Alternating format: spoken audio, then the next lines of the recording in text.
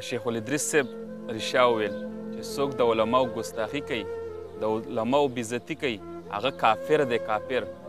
نن دغه کافرانو د یو ګیره بې حرمتي وکړه، د سنت نبوي بې حرمتي یې وکړه.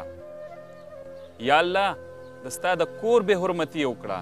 یا الله ته دا غر کوپر کې، یا الله په دا خپو کې چینجو کې، یا الله په لاسونو کې چینجو کې، یا الله ته د نشان عبرت یې وګرځوې. یا الله د مسلمانانو زړونه یې ودردول. د پارټۍ ته اوټ ورکول نه ورکول، سپورټ کول نه سپورټ کول، هغه په خپل ځای دي. مه ورکوه، مه سپورټ کوه. کنزل سله کې، بې حرمتي سله کې، ګستاخي سله کې، بې غیرتو زناورو په خپلو ایمانونو ویریږئ، شرمېږئ نه. اوس مې یو کمنټ کتو، هغه یو کس دا ګیرې والا تصویر دغه کړی و، یاره د جومات بې حرمتي نو دغه کس پکې څه بکواس کړی و، دغه کافر پکې څه بکواس کړی و. دغه کس ته به کافر څنګه نه وې؟ وایي ستا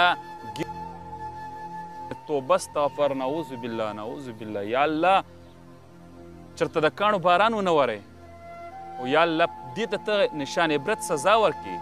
یا الله ته دې غر کوپر کړي.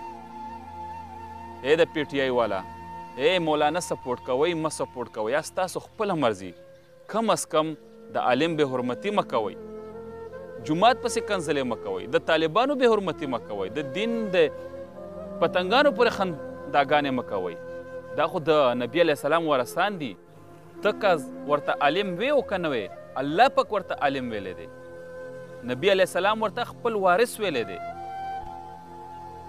اوس چې ته ورته وارث نه وې، نو ته خو د نبي علیه السلام سره جګړه کې په خبرو کې.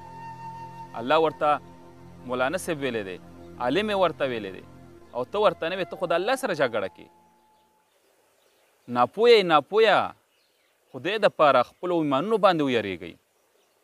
غر کېږئ، تباه کېږئ ظالمانو.